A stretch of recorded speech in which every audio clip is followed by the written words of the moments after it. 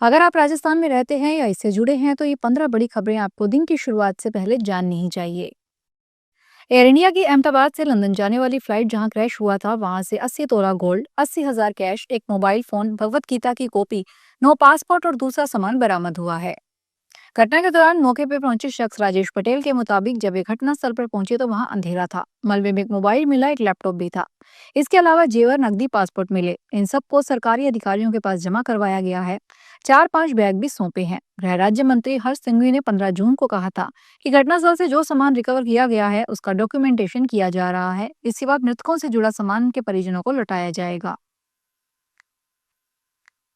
Israel Iran में जारी संघर्ष के बीच भारत ने अपने नागरिकों को ईरान से निकालना शुरू कर दिया है। भारतीय विदेश मंत्रालय ने बताया कि कुछ भारतीय नागरिकों को आर्मेनिया बॉर्डर के रास्ते देश से बाहर निकाला गया है।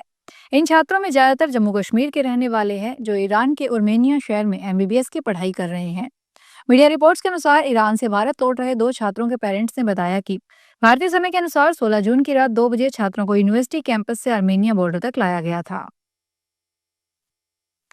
एयर इंडिया की 7 इंटरनेशनल फ्लाइट मंगलवार को रद्द कर दी गई। इनमें Ahmedabad London, Delhi Paris, Delhi Vienna, London Amritsar, Delhi Dubai, Bengaluru London flight शामिल है। इसके अलावा सैन फ्रांसिस्को से मुंबई आ रही फ्लाइट के पैसेंजर्स को कोलकाता एयरपोर्ट पर उतारा गया। अहमदाबाद में 12 जून को AI-171 फ्लाइट क्रैश हुई थी। इसकी जगह अहमदाबाद से लंदन के लिए नई फ्लाइट AI-159 शुरू की गई है। यह फ्लाइट मंगलवार को लगातार दूसरी बार रद्द की गई। फ्लाइट को दोपहर 1:10 पर उड़ान भरना था, लेकिन टेक ऑफ से कुछ घंटे पहले तकनीकी खामी की बात कही गई। 16 जून को भी यह फ्लाइट रद्द कर दी गई थी। दिल्ली से पेरिस जाने वाली एयर इंडिया की फ्लाइट AI-142 भी टेक्निकल परेशानी के बाद रद्द कर दी गई, जो उड़ान से पहले जांच के दौरान सामने आई। इसके अलावा लंदन से अमृतसर आ रही फ्लाइट को भी तकनीकी दिक्कतों के चलते रद्द किया गया।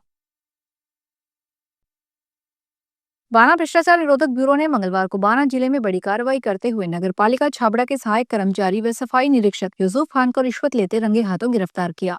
आरोपी ने परिवादी से उसके पानी के कैंपरों के बिल पास कराने और धरोहर राशि लौटाने के एवज में कुल 9400 रुपए की रिश्वत मांगी थी। भ्रष्टाचार निरोधक ब्यूरो के महानिदेशक पुलिस डॉक्टर रवि प्रकाश मेहरा ने बताया कि परिवादी ने 7 मई 2025 को एसीबी चौकी बारा में शिकायत दी थी।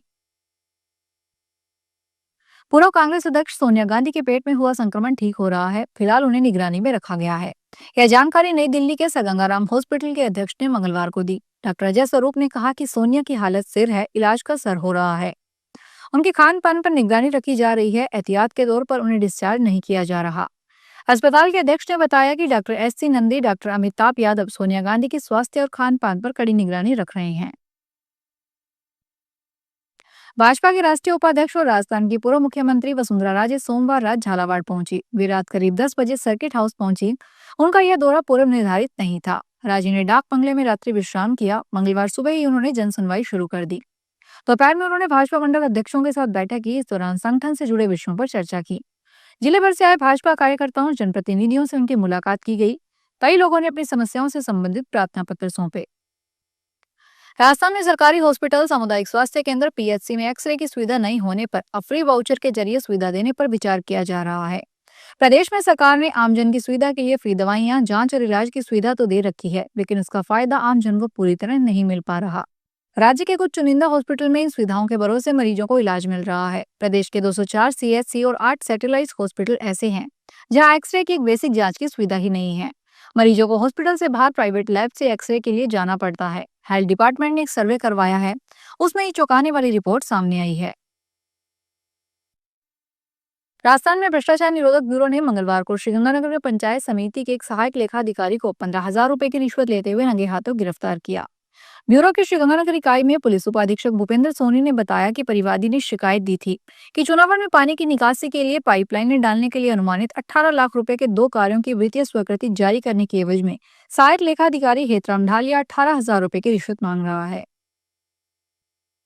जयपुर RTO प्रथम की टीमों ने झुंझुनू और नीम का थाना क्षेत्र में ओवरलोड वाहनों के खिलाफ सघन कार्रवाई की है। इस अभियान में 5 टीमों ने अलग अलग क्षेत्रों में चेकिंग पॉइंट बनाकर ओवरलोड वाहनों को रोका और नियमों के अनुसार चालान की कार्रवाई की गई। परिवहन सचिव सुजीत त्यागी और RTO प्रथम राजेंद्र सिंह शेखावत के निर्देशन में इंटर रीजन चेकिंग अभियान के तहत हुई इस कार्रवाई में एक ही दिन में कुल 91 चालान बनाए गए, जिनमें 51 ओवरलोडिंग के मामले थे। मौके पर ही करीब 6 लाख रुपए का राजस्व वसूला गया, जबकि कुल 20 लाख रुपए तक के राजस्व की वसूली संभावित है।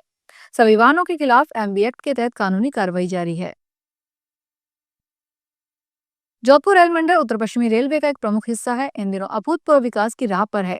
ये कहना है जोधपुर मंडल के डीआरएम अनुराग त्रिपाठी का। मीडिया से औपचारिक बात करते हुए डीआरएम त्रिपाठी ने बताया कि जोधपुर मंडल करीब 1626 रूट किलोमीटर में फैला है और इसके अधीन 144 रेलवे स्टेशन है। इनमें से 15 स्टेशन अमृत भारत स्टेशन योजना से चुने गए हैं, जिनका कायाकल्प लगभग 2 महीनों में पूरा हो जाएगा। डीआरएम त्रिपाठी के अनुसार जोधपुर, जैसलमेर और पाली रेलवे स्टेशन को मेजर डेवलपमेंट प्रोजेक्ट्स में शामिल किया गया है।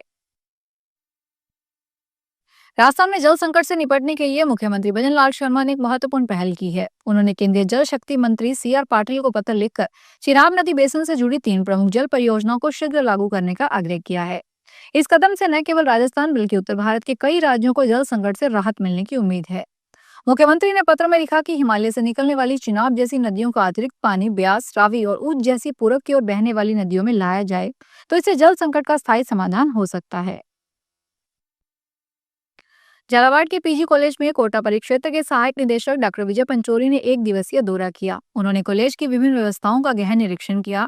निरीक्षण के दौरान डॉक्टर पंचोली ने परीक्षा व्यवस्था, विभिन्न अभिलेख पुस्तकालय, शौचालय और सभागार का जायजा लिया।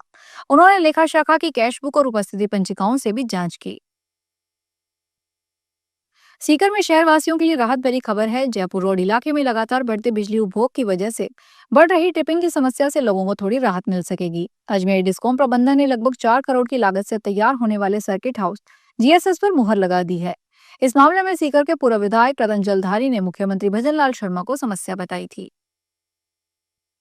जयपुर के जवाहर सर्कल थाना पुलिस ने एक शातिर भू माफिया को गिरफ्तार किया है। आरोपी जगदीश नारायण शर्मा के खिलाफ शिवदासपुरा, शिप्राप्रत, सांगानेर थाने में धोखाधड़ी के मामले दर्ज हैं।